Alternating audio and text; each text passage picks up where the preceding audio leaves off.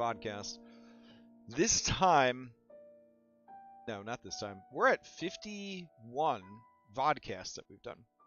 A couple of them have been Extra Life related.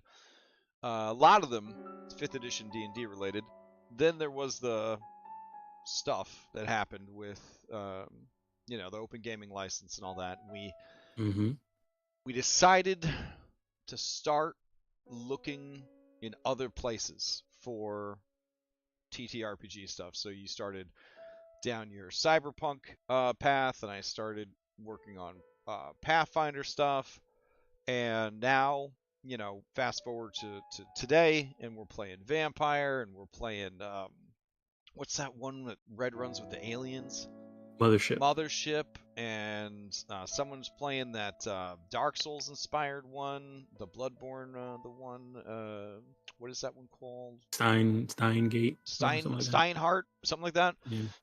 Yeah, I mean, we're trying a lot of games. We're playing a lot of games.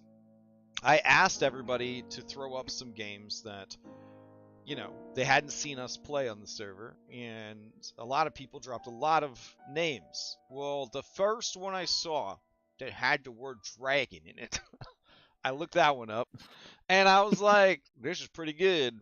I think I'm going to run this. Other games that I'd still like to run, Changeling, the Dreamling, love to run that. It's like Vampire the Masquerade, but more contemporary fantasy, less Gothic theater kids. And Fallout. Fallout looks pretty good.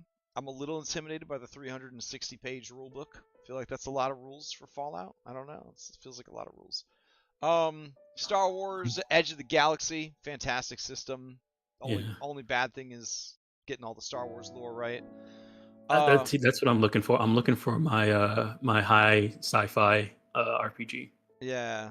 I mean, like in space and stuff like that. I think Starfinder Revised is going to be. I think that might be it. I think that's going to be a game. That might end up turning into my game.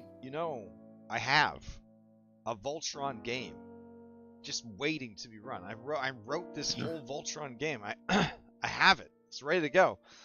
But I just don't have the right system to run it in. So I got this. Well, I guess Lancer would be the right system to run it in, but we'll see. Anyways, Dragonbane. So this game is old. Back when there was Dungeons and Dragons in the late 70s, early 80s, some people in Sweden, they were like, we want to play Dungeons and Dragons. Will you localize it? And that wasn't really a thing that happened back then. So they were like, we'll just make our own Dungeons and Dragons the Swedish way. And so they made Dragonbane.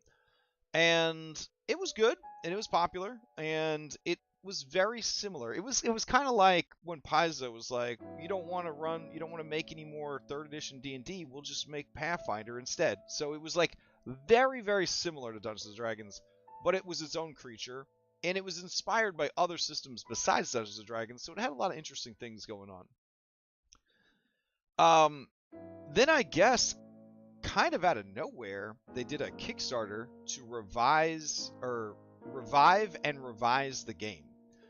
And this took advantage of the open gaming license. So it is very 5th edition at its heart. It is a 5th edition skeleton that they have taken the flavor and the spirit of the original Dragonbane, and they have just strapped it on to this 5th edition skeleton. And one thing I think you and I both agree on about 5e is that 5e at its most basic and fundamental level, so you throw the broken spellcasting system in the trash,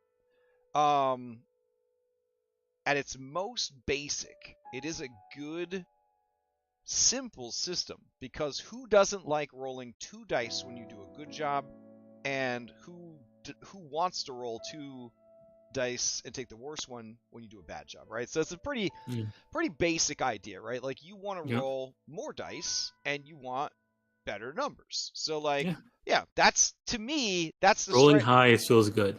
That's the strength of 5e. You know it's the strength of 5e because they've started adding stuff to Pathfinder 2 that allows you to roll with advantage and forces people to roll with disadvantage. People love that, okay? People like that. Now, the first thing I'm going to tell you about Dragonbane to sell you on this is imagine if advantage and disadvantage stacked and they canceled each other out equally. So does that mean you add an extra d20 and you end up rolling 3? You could potentially roll like 7, 8, 9 d20s. Oh my goodness. Yeah, it's crazy. So that's kind of the teaser of what we're working with here. This is it's called a basic RPG. And so it is not a super heroic RPG. It is not like 5th edition D&D. It is not like Pathfinder 2e. It is the kind of game that I like. I don't like superhero games. I don't like super heroic characters. My favorite One Piece character is Usopp. Okay? Like that, if that tells you how I feel about superpowered individuals and superheroes, I like regular ass people that are risking it all to do things, right? Like heroic things, greater than average things, people that are out there like making it happen, right? And then a lot of times those people die horribly. The protagonist of every like horror movie, right? That's just a normal person in over their heads with like this crazy thing they have to deal with. That to me, that's a more enticing and like real kind of like story than a superhero, right? Like a superhero is fun, but it's not engaging, at least not for me. And so this is a basic RPG. So the whole focus is low magic, low strength, trying your best. Oh, thank you, Casey Hayes. Trying your best in this very dangerous world, inhospitable world, and you're just trying your best. That's like the whole system, just trying your best. And I love that. I love the flavor of that. And I think that this system handles it really, really well. So what you see here is a mallard. This is one of the 5 playable races in the game.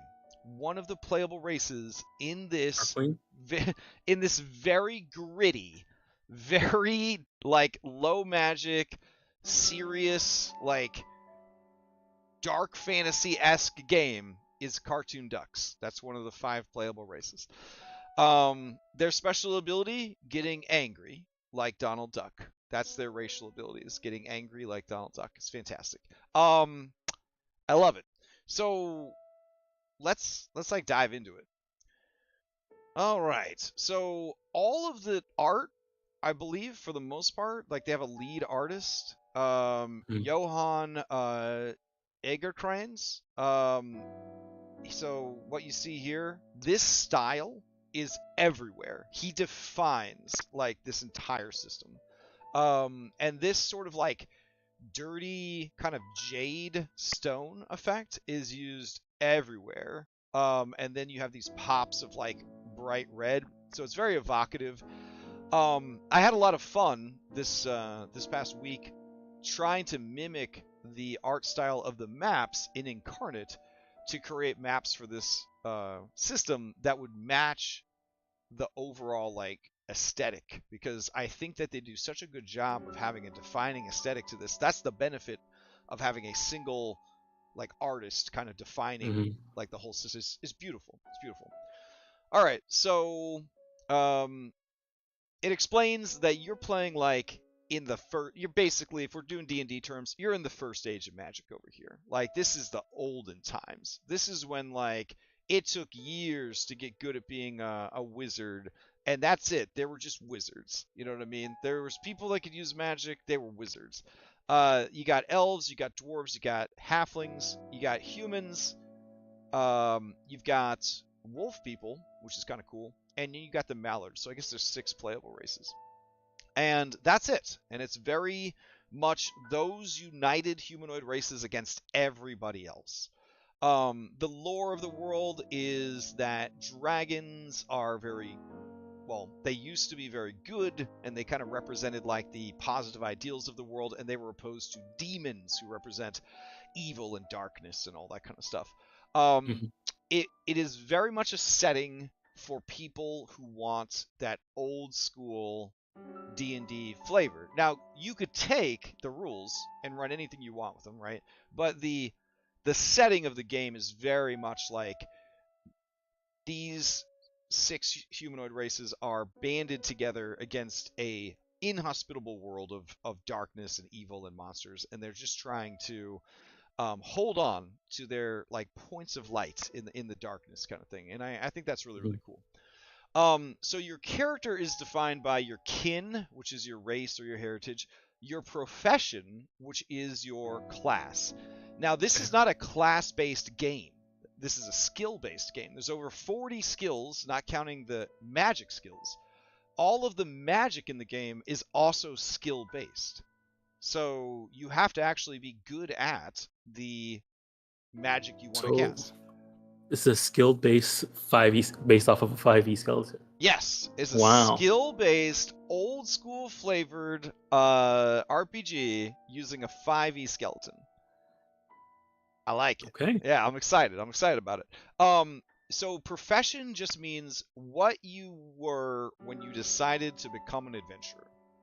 And that gives you like a couple of defining features, but from that point forward, anybody can be anything. So any kind of skill-based game you've played, any sort of Elder Scrolls game you've played, any World of Darkness game, Cyberpunk, right? It's the same way. You kind of have like a starting class, but then you could branch out into other things.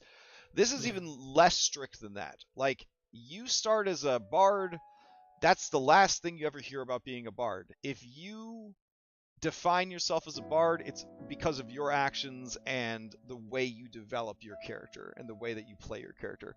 There is no, you get to level X and you get ability Y because you're class Z.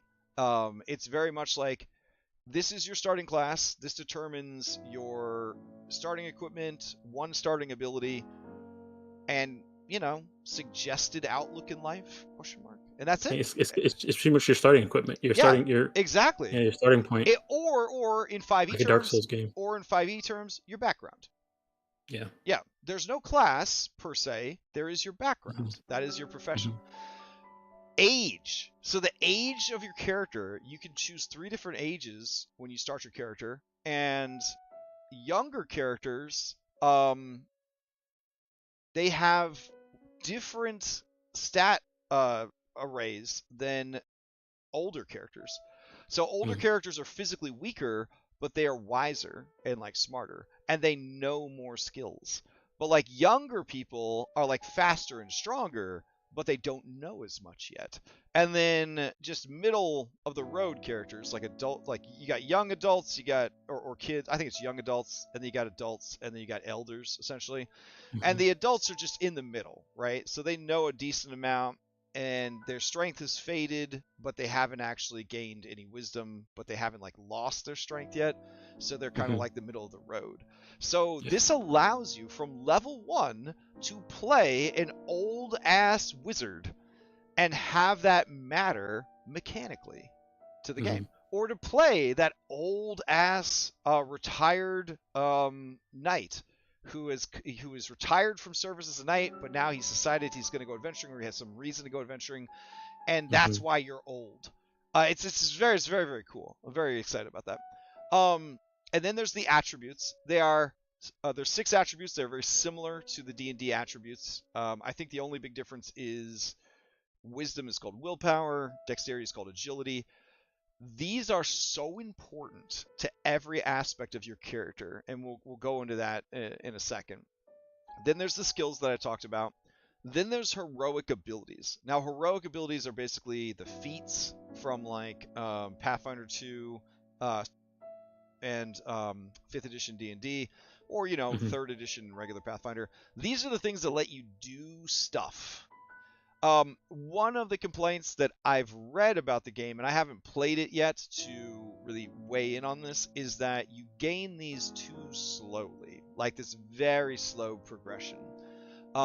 During the course of an entire campaign, you're only going to get a handful of these, but they can be so powerful that, they change everything. Yet at the same time, many of them are inequitably designed. So that's kind of the one area of the game that I've kind of, just by reading it and looking at it, I was like, this could have been handled a little bit better. They might have like created categories for hero abilities to make them a bit more equitable. Like you get this ability, and then you can, once you have 2 of this level ability, you can get like 1 of this level ability, you know, like something like that. Right now, it's just a big pile of abilities, and you just take whatever fits your character. Are there levels in this game? There are not any levels in this game. Okay. Yeah. So it's kind of nuts. So that makes sense. Gear is incredibly important. It can be damaged. It can gear be and skills. destroyed. It has to be repaired. There is no mending spell to fix your gear. Encumbrance is a huge part of the adventure. You are going to want a donkey. You are going to want a cart. You are going to hire a henchman to carry your stuff. And the way they handle it, it is like, it's really well done. It's very video gamey in that you have like slots essentially for equipment. And, or, you know, remember Giphy Glyph, how they had like quick slots or whatever? They kind of have like a slot based equipment system, which I think handles things really, really well. And then there is your experience, which I'll explain. Like, you don't actually level in the normal sense in this game, which is kind of crazy. System. Yeah. Other things that are weird. Rolling the dice. You want to get low numbers, not high numbers. A natural 1 is called a dragon, and it always gives you rad shit. A natural 20 is called a demon, and it always gives you bad stuff. So, like, yeah. So there's always a 5% chance that you do something cool, or a 5% chance that you look like an idiot. Boons and banes. We could talk about that in a bit. Opposed rolls are in there, just like in 5e. And when you get to combat, that's where it really gets interesting. In combat, you have an action or a reaction, but not both. So if during a round you use your reaction, you actually don't get to do anything when your turn comes up because you already did it. Yeah. And so, like, the order of initiative becomes incredibly tactical. Initiative is also dealt with via cards. So there is a deck of cards for initiative, and you would deal it out to the table, and then whatever number somebody gets, that's what order of initiative they're going to go in. And so it's very, very interesting because if I'm going on 7, I have plenty of opportunities to use my reaction. But if I'm going on 2, I probably need to be a bit more proactive if I want to get something done. But if I am, I don't have a reaction for the rest of the round when other people are doing stuff. So that limitation of having an action or a reaction, and then the kind of the strictness of like the initiative system makes it very, very tactical, and I'm excited to see it in action because I've watched some videos of people playing. I've had people explain it to me. I've done a couple of like practice combats, but I'm very curious to see how it works with multiple people interacting together, kind of making those decisions. Because the initiative only runs, I believe, 1 to 10. All monsters of the same type get grouped together. And I kind of misspoke there because monster is a very powerful word in this system. A monster is an enemy that is beyond your strength bracket, like beyond your understanding. They don't even have a stat block. They have like a description of what you're dealing with, and they have tables that you roll on, and that's how you deal with monsters. Now there are like NPCs, which are like evil humanoids, like goblins, orcs, things like that. They follow the same rules that player characters do, and that's a more familiar like 5th edition kind of combat, right? Because we're all using the same rules and we're all interacting with each other the same way. Monsters are a thing that is happening, and you are trying to survive. And it's just fascinating to me.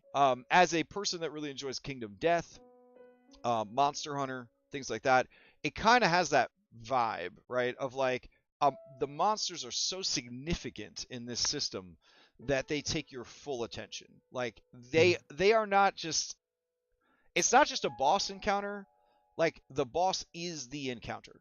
Like everything that you're doing is reacting to and trying to deal with the monsters in this game, and it's very exciting to me. Okay. Yeah. All right. So then, let's see. Let's just start kind of scrubbing through. All right. The different things you can play as. You got your standard human. As with most humans in most settings, their racial ability is being adaptive. So when rolling for a skill, you can choose to make the roll using another skill of your choice. And they're very big on this. You have to be able to justify how you use the other skill instead of the normal one, which is a really nice way of saying, how's your BSing skills? So BSing skills definitely plays a role in here. And you do have the 5e design. The GM has final word, but should be lenient. You've got halflings. Their special ability is they're really good at evading attacks. You got dwarf. Their special ability is holding a grudge against people. So you can activate this ability when attacking someone who harmed you in the past, at least 1 point of damage. You get a boon to the roll. It does not matter when the damage was inflicted. It may be wise to write down the names of everyone who harms you, so you do not forget them. So when it says that you have boons and banes, a boon means you get to roll 1 extra d20 and take the best result. A bane means you roll 1 extra and take the worst result. Banes and boons cancel each other out. So if you had to make a roll and you had 3 banes and 1 boon, you would roll 3 dice, so 2 minus 1 plus the original die. You roll 3 dice and take the worst number. So these things stack per roll, which I'm sure will be a little bit of a pain in the ass to keep track of, but at the same time, I find it to be a bit more rewarding, at least on paper, than, the D&D thing where it's like, well, I already have disadvantage. You know what I mean? Like, we say that all the time. Like, well, we already have disadvantage. Can't get much worse than that. In this, it definitely can, if you're rolling, so many dice. Elves have a very weird racial ability. They're good at healing in between fights, which I never would have thought that would be like the elf's ability, which is kind of weird. Yeah. Mallards have 2 abilities. One is they get angry, and that gives them bonuses to their rolls. And then the other ability is that they're good at swimming, because they're ducks, I guess. And then you got Wolfkin. Wolfkin's main thing is that they move really fast. They have, I think, the highest speed of all the different races you can play, but they have hunting instincts, which is a very GM dependent ability, but essentially they can track prey, and then the GM has to be like, well, then if you are a wolfkin and you're tracking prey, you're going to find your prey. Is the sort of idea there. Within the professions, you've got the artisan, who this is where the whole starting class background 5e background thing really kind of hits in. So it tells you what your key attribute is, and then it tells you what your heroic ability is, which is to say, this is a heroic ability that you get for free, and then you get to pick 1 more heroic ability of your choice. So this is going to be a very defining thing at the beginning of the game, because, again, these hero abilities, they matter. It also tells you the preferred skills that you should go with, and you have to choose some of these skills when you're building your character. And so your starting class, your background, as it were, it does define the foundation of the character. Now, through adventuring, you can take that in any direction you want, but at the beginning, this is kind of a big decision. Also, one thing I thought was interesting is they recommend rolling randomly for everything, which I think is cool. Even the starting gear. And every background has 3, or class or whatever, has 3 different starting packages of equipment, and they are so inequitably designed. There's like a knight that can start with like 600 gold worth of equipment, and there's a dude that can start with like a knife and a pair of boots. So like this game does not care about fairness or equality or equity or any of that. It is very much like if the dice gave you a good character, that character might actually make it. If the dice Yeah. gave you a terrible character, it's going to be a really fun challenge to see how far you can get that character to go, because they probably ain't going to make it, which is Hmm. very much like that old school basic RPG flavor. Yeah. And I think it's really fun. So they got Bard, they got Fighter, Hunter, Knight, Mage, Mariner, Merchant, Scholar, Thief. And going back to Mage, Mage is the only spellcaster in the game. Mage has access to magic from the beginning of the game. Anyone in the game can learn magic, but some things they have to keep in mind is in this campaign setting, magic does not work around metal. So if you're using any metal equipment or metal armor, your magic will not function. So metal in this campaign setting is the anti-magic for whatever reason.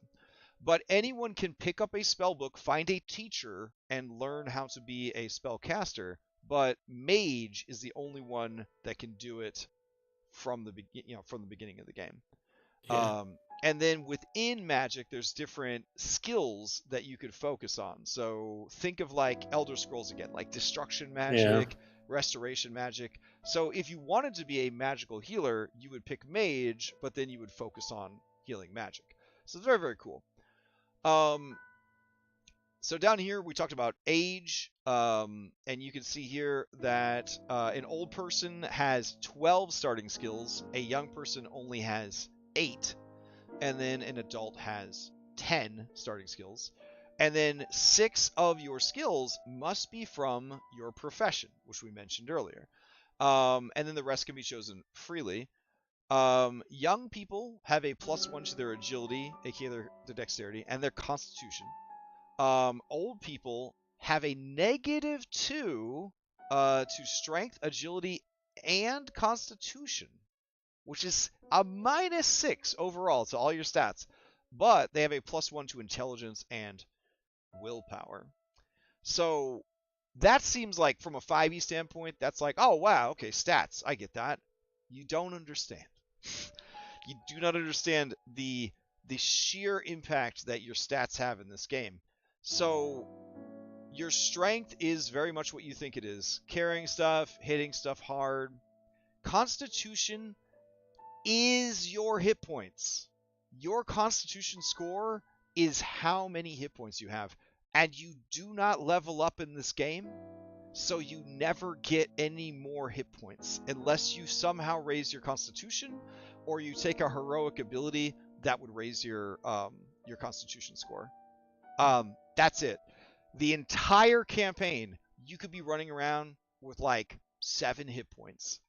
If you Yeah. if you The other thing to That's remember about nice. the stats is you have to roll for stats. You roll 4d6, and you sort of do it in order. So what you do is you say, all right, I roll 46, I got a 13, I'm going to put that in my constitution. All right, I rolled 46, I got an 18, I want to be a frontline fighter, so I'm going to put that into my strength. Okay, I roll again, I got a 9, I guess I'll put that in my intelligence because it's going to be a big dumb fighter. And you work your way through all of those numbers. At the very end, you can swap 2 scores around to give you a little bit of build flexibility. Hmm. But that's pretty punishing, right? Because like if you roll bad stats, I mean, these aren't just like stats that you might be able to overcome. Like your constitution score is your hit points. Mind blowing to me. Your agility is your dexterity, and that affects your speed and your ability to avoid. Is there a fanspo for Dragonbane? I mean, I would allow a fanspo for Dragonbane. It would just give you 1 boon on whatever you're trying to do. So, agility, is used to actually avoid getting hit. So if a monster attacks you, or if a NPC attacks you, there is a skill to avoid being hit by the attack. But remember how I said you only get one action or reaction? Avoiding being hit is like a action. Like, so So if that's, you would have to use your reaction yeah, to. so then that literally means you Oof. are on the defensive. So this is a game where teamwork is more important, I think, than any game I've ever seen. Because a solo fighter would have to have incredibly good armor to passively tank the damage that they're taking, because if they're blocking or avoiding attacks, they're never going to have the action economy to actually fight back against the things that are attacking them. And also, if you're fighting more than one thing, you gotta Oh, know which one you want to try and dodge. All the other ones yeah, you just gotta take. exactly. It's crazy.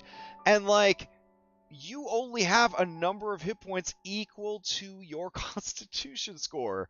So if you get hit with a big hit, you might have just lost half your health. I'm talking about combat that is 2 rounds, but in a much more terrifying way than 5th edition D&D combat's only taken 2 rounds. Like, this is crazy. This is crazy. Um, Gotcha. yeah, your intelligence, your mental acuity, intelligence, and reasoning skills comes into play on a lot of skills. Your willpower, there are no spell slots in this system. Everything, magic and hero abilities, and a lot of the racial abilities use willpower. How many willpower points does a character have, Dom? That's not like 3. No, however much their willpower score is. Yeah. So if you plan to be a character that that casts a lot of spells, you're gonna actually want to you're gonna want a lot of wisdom or willpower, because that's where you're Yeah. getting your mana from, essentially. Mm-hmm. If you want to be a fighter that uses a lot of maneuvers, you need to make sure you have a good willpower, because that's where your energy is coming from, or your battle dice or whatever. This is the resource in the game, is willpower. And then finally they got charisma. Now, you would think in a hack and slash game like this, in an old school game like this, that charisma would be the dump stat.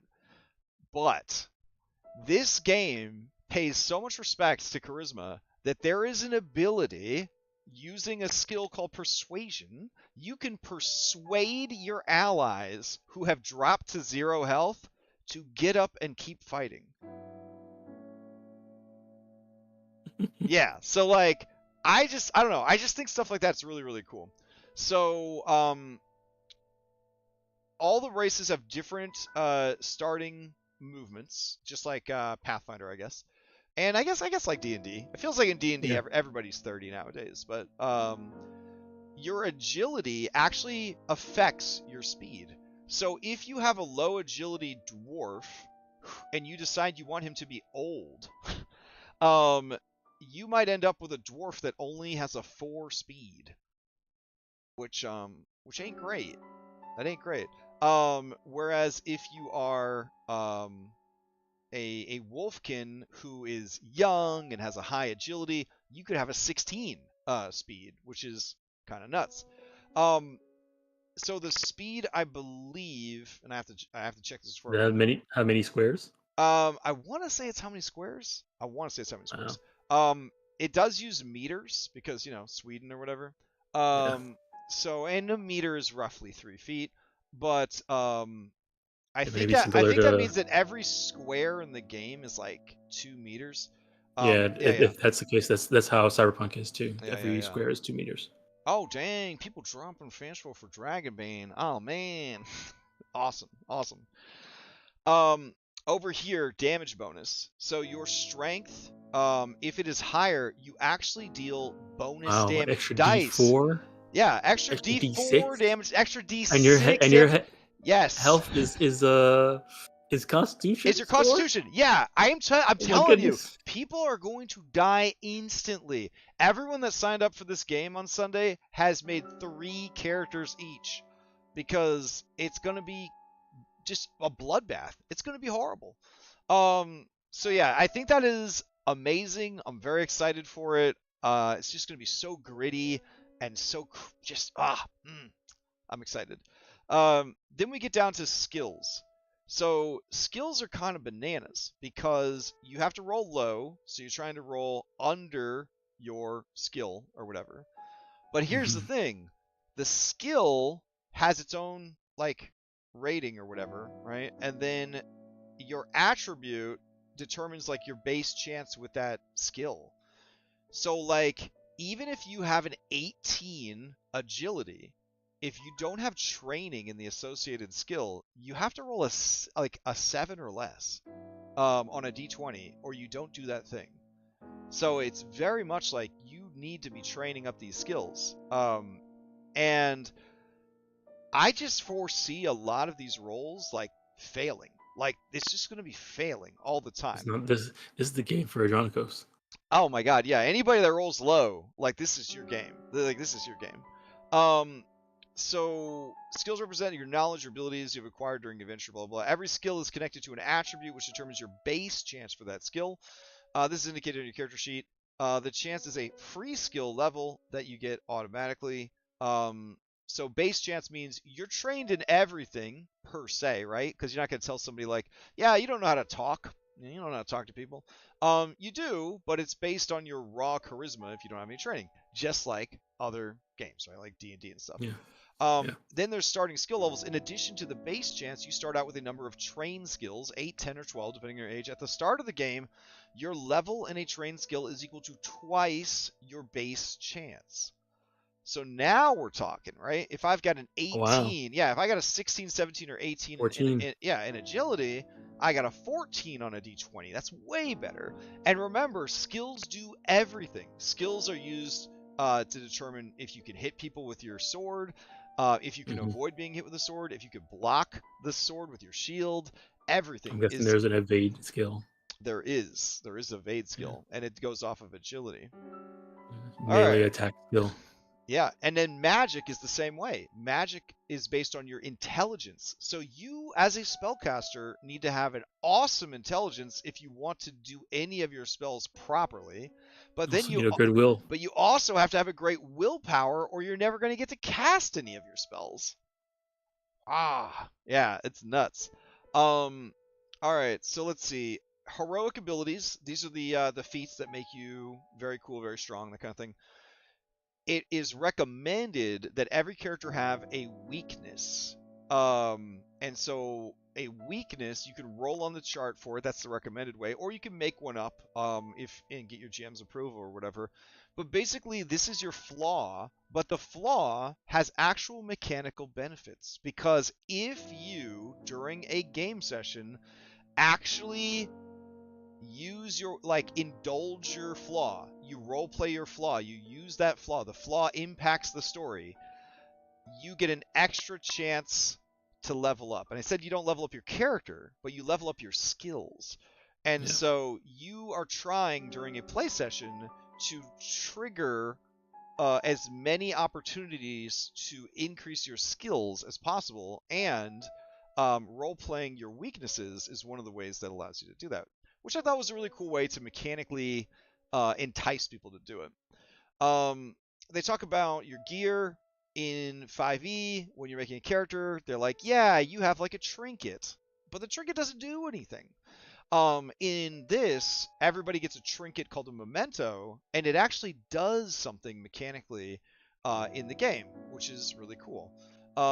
It allows you, once per game session, to recover from an additional condition during a rest, essentially. And so conditions, there are 6 conditions in the game, 1 for each ability score. And they don't have stacks, but you can get up to 6 of them. For every condition that you have a bane on everything you try to do. That means you have 1 extra d20 that you have to roll and then take the worst one, or you get 1 less boon for every bane that you have. So like, if you are getting the crap kicked out of you and you have all these status effects, you're gonna be... It's a snowball. Yeah, it's almost like the exhaustion system we're using for Curse of Strahd. right? Where like Yeah. you just get worse and worse and worse as you get more and more exhaustion, and it's just harder and harder to do everything. Same idea here, but I think even more impactful because of the whole like you could roll 6 extra dice and have to take the worst result, and a natural 20 ends up getting you extra bad stuff. So it's very very scary. With encumbrance, it's a very simple system. I think it's pretty elegant how they handle it. It's a bit video gamey, but it does the job, and that's what I'm here for. They give you ideas for appearance, though it doesn't necessarily do anything mechanical. Now for experience, at the end of every play session, you set aside like 15 minutes at the end of every play session, and then everybody talks about, did you answer this questionnaire? Did you participate in the game session? Did you explore a new location? Did you defeat one or more dangerous adversaries? Did you overcome an obstacle without using force? And did you give into your weakness? And for each of those that you answer, you get to roll to try and increase one of your skills. Not one of your attributes, but one of your skills to make it better, which is just really, really cool. So after placing your mark, roll a d20 for each of them. If the result exceeds your current skill level, it is increased by 1 up to a maximum of 18. Once you've made your advanced roll, erase the marks and start over in the next gaming session. So it's really cool. And then advancement marks, when you have rolled a dragon or a demon, so a natural 1 or a natural 20, when using a skill, you add a check mark next to the skill. So the more, this is very Elder Scrolls, Morrowind Elder Scrolls, I guess all the Elder Scrolls, the more you use a skill, even if you do badly at it, the more you use a skill, the more likely you are to level that skill up. It's also Call of Cthulhu as well. Yeah, it's basically like Call of Cthulhu 5th edition D&D. It's just really, really cool. If you have a teacher, which costs money, and generally you have to go on quests to win their trust and everything, it can make it easier for you to level up with experience. There's a ton of skills. They do a ton of stuff. There's a weapon skill that's specifically for being good with weapons, and you actually have to pick like which weapons you're gonna be working on. Some skills are more useful than others, obviously. Like some skills are just incredibly useful. Like what do they call survival in the system? I think they call it bushcraft, which is survival. It's huge. It's like a super skill. Evade, incredible. You're definitely going to want that. Healing. Yep. Healing is a non-magical healing system that is essentially the only thing keeping adventurers going. Magical healing is a thing, but I would almost say that magical healing is not as good as just well-performed mundane like medical care that you provide. Things like magical potions and stuff, very very rare, very very expensive, like olden days kind of D&D was. Languages is a skill. So basically, whenever you encounter someone that doesn't speak your language, you use the language skill to see if you can find enough common languages between you or enough common words between you to communicate. So there's no like tracking individual languages. It's just all covered by one language skill. Yeah, which is pretty cool.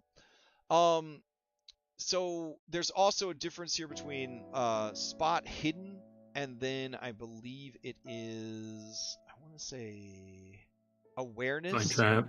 No, awareness. Awareness. Here it is. Yeah. So awareness is basically like, is somebody sneaking up on you? That's basically perception. And then you've got find hidden, which is more of like investigation. Like that's similar in Cyberpunk. You have perception, and you also have conceal reveal objects. So if you want to try and find a hidden object, an item, a trap, conceal reveal. If you're trying to find a person that's hiding, whether that's so like hiding socially or hiding by staying in the shadows, it's perception. Nice. So I'm very excited about this like skill system. I love skill-based systems quite a bit.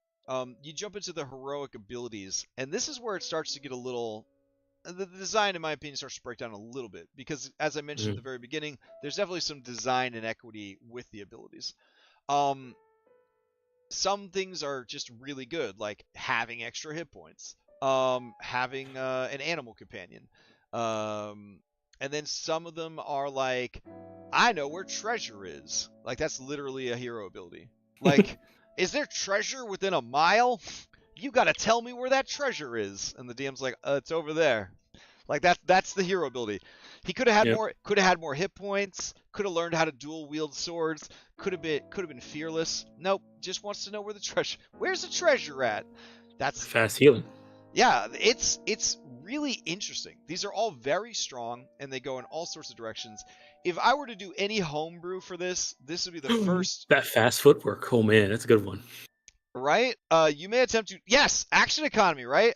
You may attempt to Yep. dodge an attack without consuming That's your broke. action for the round. I mean, that is the most broken. Everybody should get. With your limited understanding of the rules, would you take that or would you take I know where the treasure's at? You know what I'm saying? That. Yeah, so it's like I just feel like they could have had different categories for them. You know what I mean? Like these ones are okay, and then these ones are insanely good. But no, they're just like, yeah, just throw everything in a pile. Yeah, just throw it all in a pile. It's fine. They'll sort it out.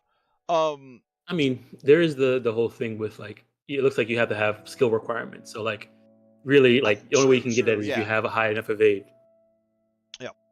So it's I don't know. I think it's really really awesome. They've got so many, and this is pretty bare bones. But there's a lot of people making third-party products for this. I think there's a Kickstarter right now for a campaign expansion setting adventure for this. It's a lot of good stuff going on in the community. Now we get into combat. We talk about rounds and initiative, drawing the initiative from a literal deck of cards and playing it out. There's surprise rounds. If you perform an attack that the GM deems surprising to your enemy, you get to choose any initiative card you want. Which I thought that was kind of an interesting way to handle surprise. Because just like a good game of Magic the Gathering, you don't always want to go first. You know what I'm saying? Mhm. So like sometimes surprising somebody means forcing them to go first, so they have to make that tough decision. Do they attack or do they skip? Do they wait to try and use their reaction? Waiting on your turn, you can choose to wait, and this means you swap initiative cards and therefore places in the turn order with another creature whose turn comes after you. You can swap cards with other player characters as well as NPCs or groups of NPCs acting on the same turn, and they cannot refuse the trade. However, you cannot swap initiative cards with anyone who has already had their turn or whom themselves chose to wait earlier in the round. What's cool about monsters in initiative, monsters often have multiple turns in a single round and therefore draw multiple initiative cards. That's how strong monsters are.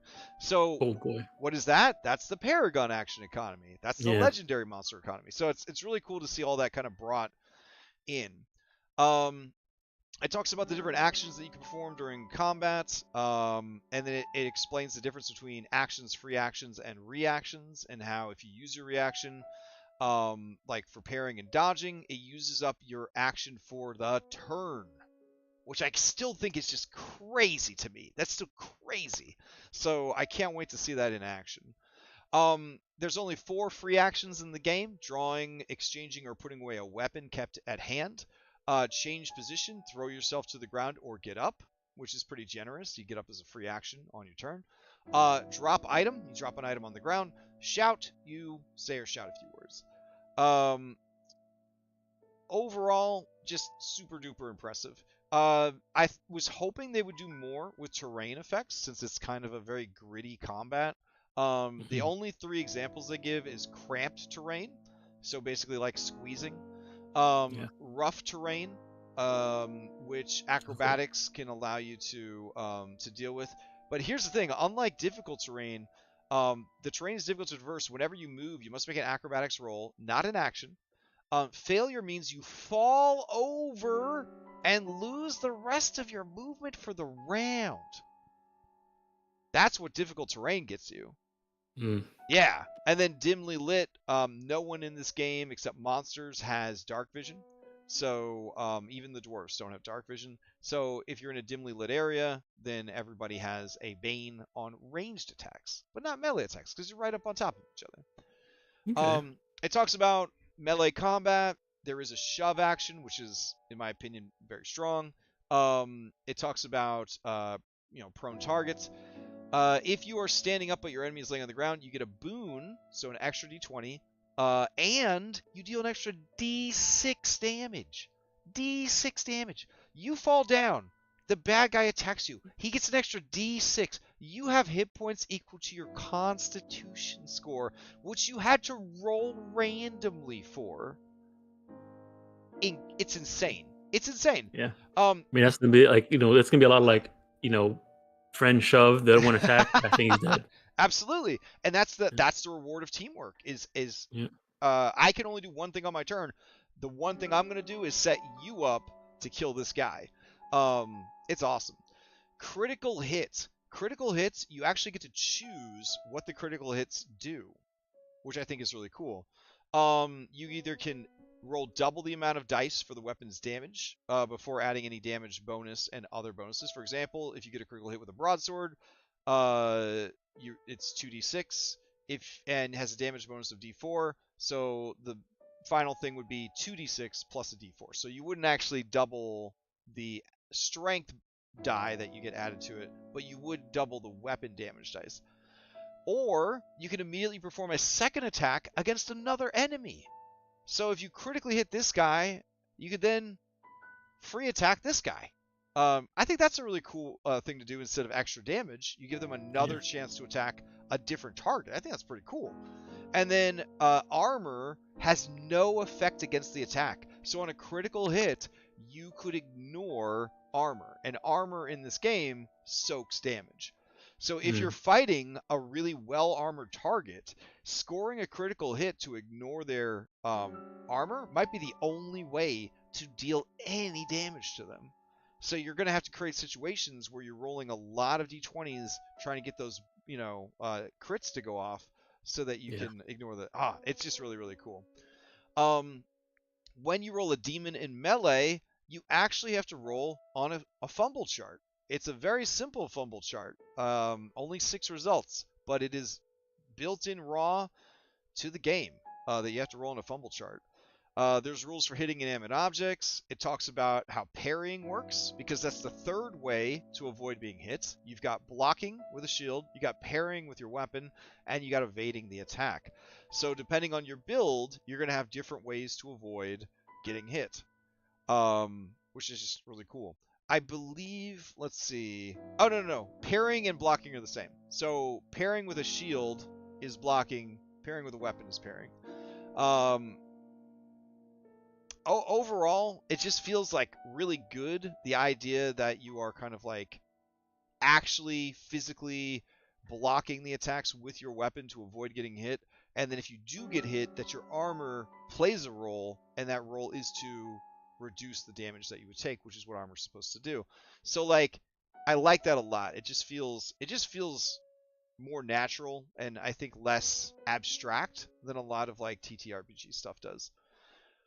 I will say this, that when you are blocking or parrying an incoming attack, if that attack hits hard enough, it could break the weapon that is attacking, but it can also break the weapon that is defending. So all of those things that you see in movies and cinema and all that, and like dramatic scenes where somebody hits so hard that it shatters the shield, that can happen. Or that you deflect and the swords are locked together and then your sword is stronger and their sword snaps. Like that kind of stuff can happen mechanically in this game, which is really, really cool. It talks about dodging attacks, melee tactics, how ranged combat works. Overall, ranged combat make a ton of sense. You want to put some people up front that could take some hits, and then you want to fire over those people. Is there a tanking or taunting mechanic in this game? There is, because there is essentially attacks of opportunity if people try to move past you. So if you're standing up front and people try to get past you, you can like hit those people as they're going past you. Though I do believe it takes your reaction to do so. But you also block a lot of terrain. and then people can't like move through you unless they do something to kind of get past you. Other things that you could do during battle is you could find weak spots so that piercing weapons, and only piercing weapons, can find gaps in armor. Topple, so you can knock people over so that you can get the bonus d6 to damage and a boon on your attack roll. Disarming people is a viable thing. And then grappling is really messy in this system. If you grapple someone, both of you just fall down and are grappling each other. It is a full commitment. It is not like a thing that you do in addition to doing other stuff. Like, you are in it at that point. Yeah, this is a little bit similar to Cyberpunk. It's brawling versus brawling in Cyberpunk, and both you get a -2 if you're caught in a grapple. There you go. Yeah. So again, it's like it looked at everything that was out there, and it decided what it wanted to be, which was a skill-based 5e, and then it did it. I think it did a really good job with it. What else? We talked about the conditions. Oh, severe injuries. You're gonna like this, Curse of Strahd player. If you've been reduced to 0 hit points, but survived, you risk severe injuries, and they have a severe injuries table, and it includes movement rate permanently dropping, stats permanently dropping, teeth being knocked out, bones being broken, amnesia. You don't even remember who you are for a couple of days. Yeah, I mean, it's crazy. Gouged out eyes, severed fingers, severed toes. This is just baked in, like part of the system.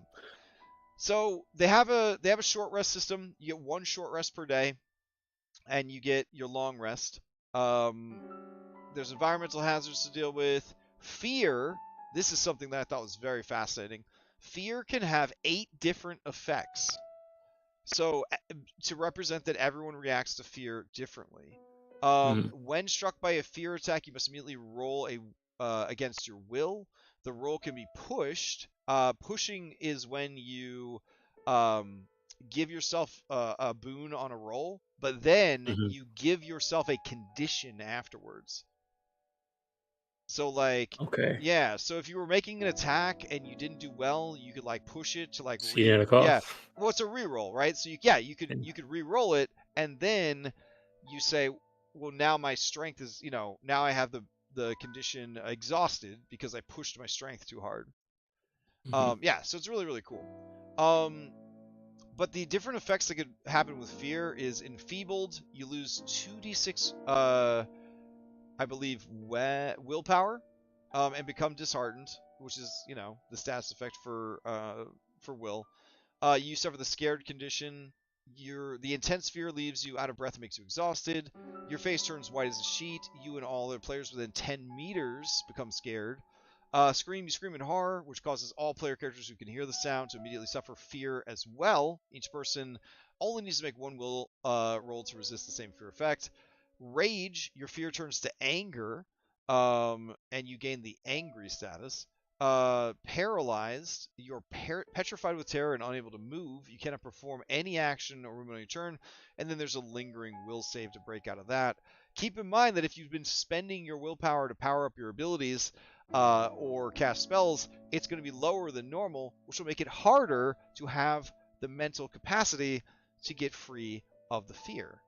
And then wild panic. In a fit of utter panic, you flee the scene as fast as you can. On your next turn, you must dash away from the source of your fear, and then you get a recurring will save to see if you can come back and join the fight. But I thought that was fascinating that instead of just one thing happening with fear, it's unpredictable. Which makes it even more dangerous. So the last thing I want to show, because we're at time, is... Do they have a monster I can show you? Yeah. So here is a giant. This is the giant stat block. A beautiful illustration of a giant, a little blurb about giants, and then it just says, this is the rank of the giant, ferocity 1. It's huge. It's got 18 movement.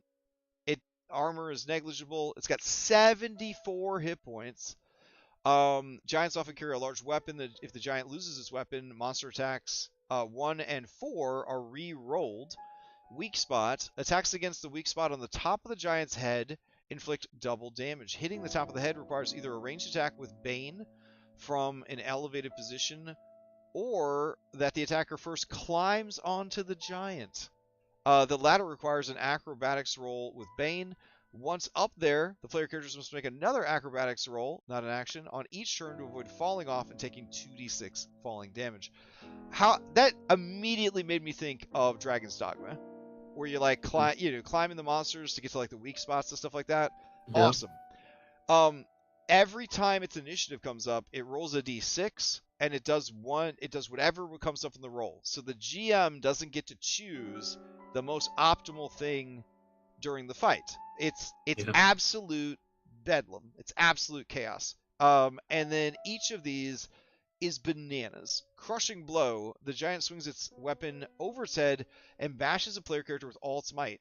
Period. It just hits you. There's no attack roll. The attacker inflicts 4d10. Yeah, 4d10. Your and victim hit is knocked points down. and the victim's knocked down. Your hit points are equal to your Constitution score. What if you're already knocked down? That's 4d10 plus That's a D6. 1d6. What if you... What? Yeah, it's crazy. The benefit here, I guess, is that they can't get critical hits because they don't actually roll attack rolls. Now, you can't parry monster attacks, but you can evade them. So in my opinion, evade is like way better than parrying. Would be the